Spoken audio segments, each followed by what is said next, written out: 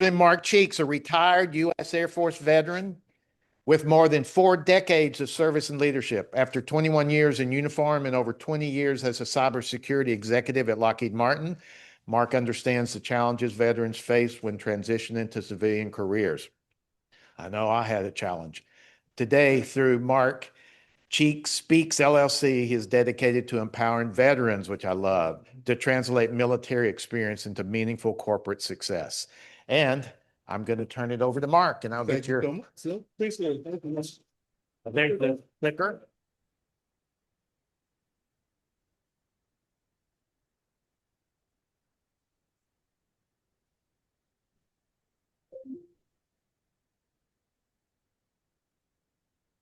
Right. It is my absolute pleasure to stand before you and take this opportunity, for one, to let you know a little bit about me, as I'm a new member to Rotary.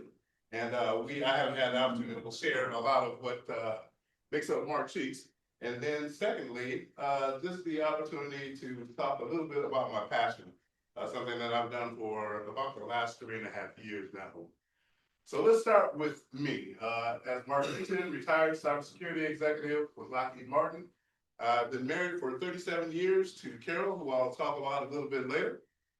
We have a joint venture. His name is Cameron, and he's 23 and just graduated from Virginia Tech. Go Hokies. Okay. So he is building a house, getting up all the groceries. I'll talk about him a little bit later too. Spent 17, or actually 21 years, 7 months and 17 days in this great United States Air Force. We love to travel. My happy moment is going to be about that we're still able to go to Thailand, which we plan to take off on Saturday, because we're going to the west and not the east. So our travel plans have not been canceled. I am working on a pilot certificate. I've been doing that for about 3 years. And I'm going to start a GoFundMe for that, because it is tearing my pockets up. Yeah, very expensive. I'm in a mentorship program, a few good mentors, and I was a podcaster with my good friend Michael Morgan for several years, and we sort of put that to the side right now. And then Mark Cheeks Speaks, which I'm going to talk a little bit about. It's one of my passions and something that I think I want to continue on and help veterans as they make this transition. So career highlights, 3 different careers while I was in the Air Force. I started in the security forces, moved into a human resources job, and then I went into database management, which was the perfect marriage for me to hop into Lockheed Martin as a cyber professional. And I mentioned this lead teams of 350 because that's going to come up later on as well. I've had the pleasure of leading teams of sizable 350, which are pretty sizable, and 48 different locations across the United States and some overseas presence as well. Oh, that's all right. All right, education. So I have a graduate degree in computer resources and info systems, and my undergrad is in information management information systems and human services, and a couple of certifications there as well. All right, so before we even jump into this dress right dress, I need you guys to get into character. All right, you ready? Yeah. So I need you all to become leaders and managers of a Fortune 100 company that is veteran friendly. So you do a lot of hiring from veterans, right? And I know some of you have already retired, some of you have already got jobs, and you don't want to enter that, right? I'm gonna pay you $300,000 a year. How about that? Does that make you feel better? You're getting warm? All right. $300K a year. So I need you to remember that you're managers now, right? Working for a Fortune 100 company, and they're veteran friendly. So dress right dress. How many can show me that you know what the military command dress right dress is? Mark, anybody else? Yeah, all right.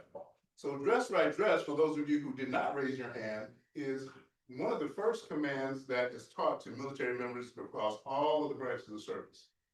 Everyone learns dress right dress because it's alignment. It helps the military members to become or come into alignment as they form their formations, right? Something you have to learn. You have to be in alignment. This is me. circa January 1983, bottom row, third from the right, in alignment. That right there is where it started for me in the military. So as I was moving forward, you can see about 113 and a half pounds, lean, mean, crying machine. Crying machine, you ask? Yes, crying machine. And I'll tell you why. So I, along with the rest of these heroes, decided to join the world's greatest Air Force basic training, December 14th, 1982. December 14th, just before Christmas, New Year's, all those holidays. And so many of us, this was our first time being away from home, being away from mama, being away from girlfriends, being away from family, friends, you name it. We were crying. We were not in good shape. So I tell you that because fast forward 40 years later, I start Mark Sheep Speaks. And what I'm doing is helping military members transition into the corporate space and sustain that success. And for you leaders who are making 300K a year, the good thing about that is I'm teaching you how to integrate veterans into your teams and help you to retain those veterans. Because that's a big deal, the retention of veterans, once you get them into your organization. The numbers say 40 to 50% of veterans leave their first post-military job within the first year. And the number goes to 60 to 85% in the next year. So within 2 years, you may lose up to 80%. And that's the Labor Department statistics. You may lose up to 80% of your veterans. It's a revolving door. And you as leaders don't want that in your organization, right? So next, I've been in this retention effort for about 39 years. 39 years I've been in this retention effort. That is my wife, Carol, okay? So there are 3 things that work in this retention effort and work for veterans as well. The first is obvious, right? So I'm gonna go ahead and tell you, and I'm gonna say this as humbly as I can, and I'm sort of a keeper, right? Sort of a keeper, Don. That's obvious. That's obvious, I'm a keeper. No, seriously, one of the keys to this is we value each other. And that's needed with the military veterans as well. They want to be valued, right? So you have to ensure that you're providing that value once you get them into the organization. Much like Carol, I have to value her. I have to bring those roses every now and then, right? Secondly is relationship. We have developed a relationship that is long lasting. And it's because we check in every evening. I ask her, hey, did you like me today? Yeah, you're all right. I asked her, or she asked me, hey, you like me today? Yeah, you're doing the pinch, right? But we still make sure that we are in this relationship and we care and feed each other. Same with military members, these veterans that are coming to your organization, they want long-term relationships.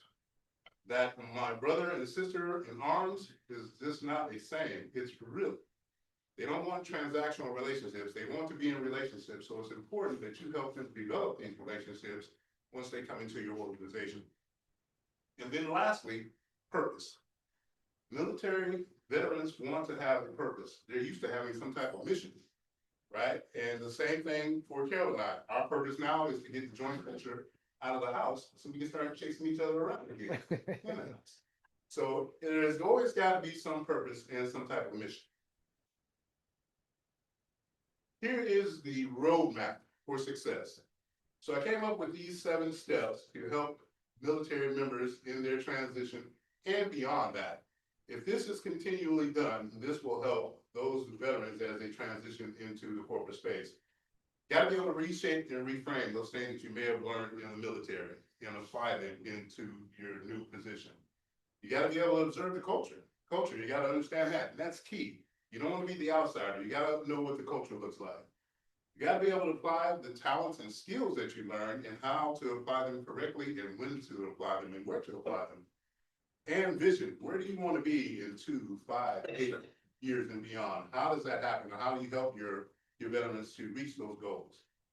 Merging carefully, veterans come in and they're sort of moving hot, right? So you gotta help them to merge into your organizations. And you know how fast your teams are moving, and you don't want them to come in too hot and cause collision. Attitude, having the correct attitude when they come into your teams. You gotta work that out. And then what does progression look like? Because it's different between civilian sector and the military. You wanna fasten that seatbelt so you can keep them there. We talked about the retention. We don't want this to be revolving door. So first, the reshape and reframe. The first step is correct fit when hiring. And this is all on you guys, the leaders that are making $300K a year. You have to understand that these veterans are trying to get in, put their foot in the door. They're just trying to get in because they're coming from a military situation. They're wondering, hey, where's my next check gonna come from? So they're gonna take whatever is available sometimes. And you have to watch that as a leader, because you don't want to hire them into a position that may be too small for them, because that's gonna cause boredom after a while, and they're gonna exit and look for something else. And then you don't wanna put them in a position that's too large, that's gonna frustrate them because they're not able to do a great job at it. So you gotta make sure that you're getting them in the right positions, understanding their resumes, what they've done, help them to feel comfortable. Built-in traits. Not all military members, but the most of them will come with dedication. They'll be able to have the mission and operate within it. They'll be agile, they'll be professional, they'll have respect. They're gonna have some leadership qualities because they've been trained in leadership. Now, I'm not saying they're gonna be great leaders, but they do have those traits oftentimes. So you have to be able to incorporate those skills, those traits into your business and make sure that they don't lose that. Now, they're also gonna come with some other traits. They're gonna be a little bit direct. They're gonna be a little bit politically incorrect. And their communication skills may be a little bit lacking for the corporate space. So you gotta be able to, hey, smooth those edges, round those edges.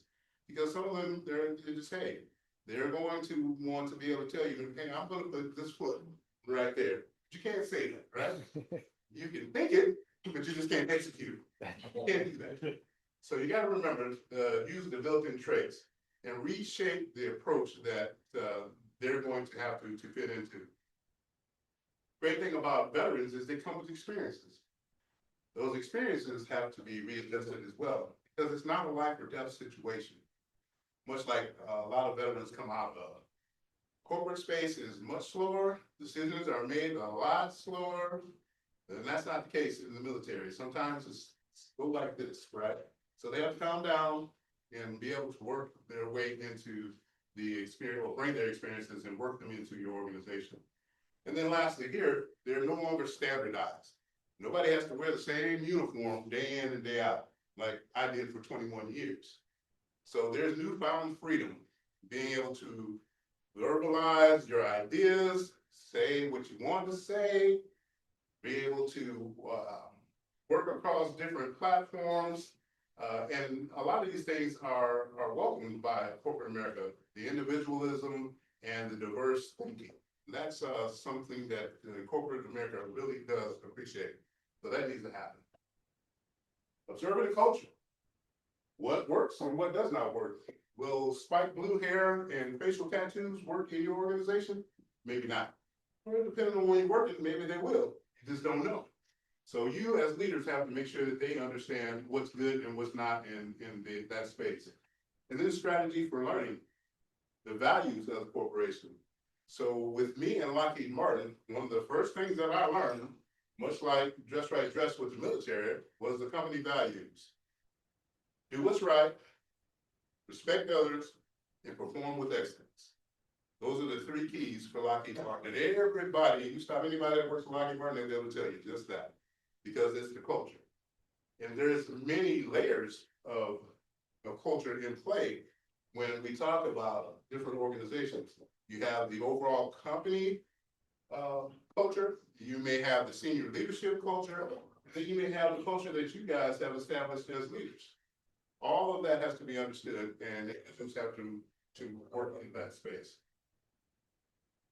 Veterans want to become the go-to person. So this is applying the talents and skills. As a veteran, we have had a lot of responsibility. And oftentimes that being the go-to person helps them to grow into your organization. So if you have some tough projects, if you have some things that are tough or hard to do, look at your veterans and see if they can, in fact, do that for you to keep them engaged. Are there some secondary passions? There might be some passions that they were not able to provide or be able to work within while they were in the military. Passion keeps you there. So that's important too. Let them exercise those passions when they have an opportunity. And then this last one is very important. And it speaks to me having large teams. So I was a cyber professional for 20 plus years. I never really cared for it. It never blew my hair back, even when I had hair, right? But the thing that I did love was leadership. So having these large teams and these sites that I go visit and being able to help others grow and get them promoted and take care of their families, all those other things, that was my superpower. And at the time where I was working, the division or the department I was working in at Lockheed Martin, they needed that superpower. So it worked for everybody. Destination. So you have to talk about where you want to be. They have to understand when they come into your organization where they're at, right? And then what does it look like as you move forward? What does the organizational chart look like? Who's going to be moving on? Who's going to be going over here? Who's going to be doing that? Help those individuals understand that there may be a path for you as you come into this space. Skills and experience, what are you going to need in order to move into that next level? You have to understand that as well. And then passengers in your vehicle as you're taking this new journey. So you need to have a transitional navigator like me who knows the whole picture, right? Pretty much seen it all, and I can help in that space. You need to have a mentor in your backseat that's telling you what's going on in your local space and how to maneuver within your local space. And then lastly, over in your other passenger seat, you need to have a sponsor, somebody who's going to be able to open the doors that you want to go through, who's going to be able to provide those opportunities, who has the muscle to say, hey, I want to put so-and-so in this position. So you need to find a sponsor as well. And then establish your goals. Everybody needs goals to keep you on track to move from here to there. Merge it carefully. It's important that when you bring in individuals that they have what we used to call in the military a battle buddy. Somebody that's going to be able to take their hand first day and show them around and help them to maneuver and navigate some of the trip hazards that may come along. So building, again, as I talked about, the touch points, building relationships is key. Having those solid relationships to help them navigate the waters.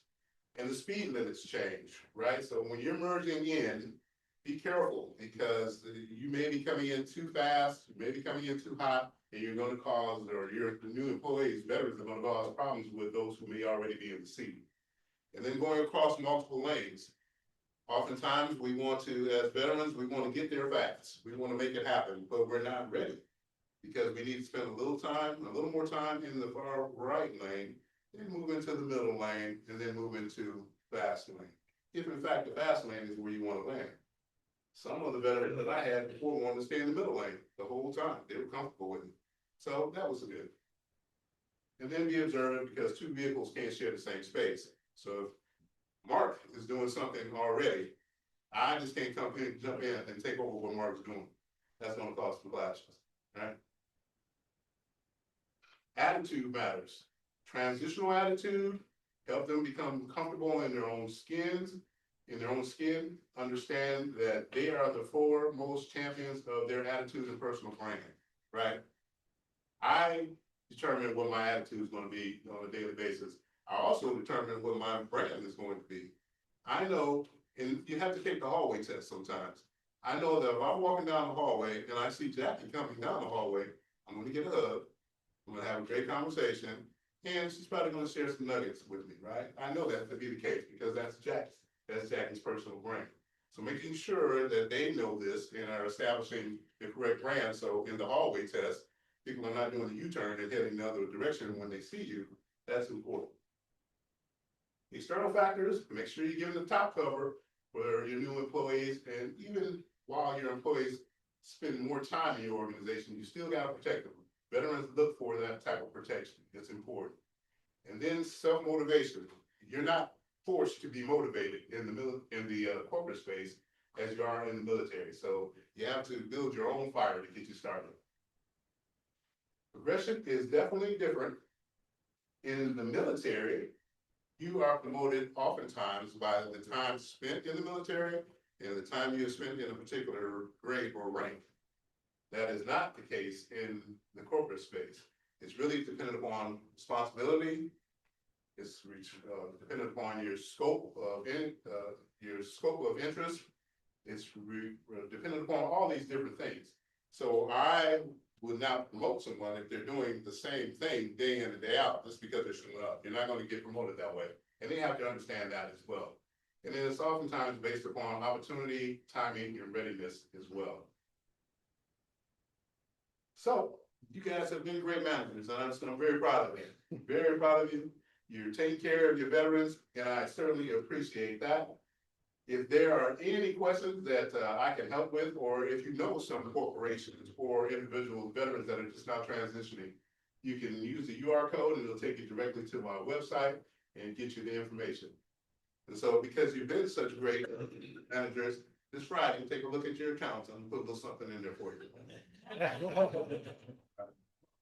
I was gonna ask where the $300,000 check's coming from. I got you. Don't worry about it. Great, that's from Chris. So anybody online or anybody here have any questions?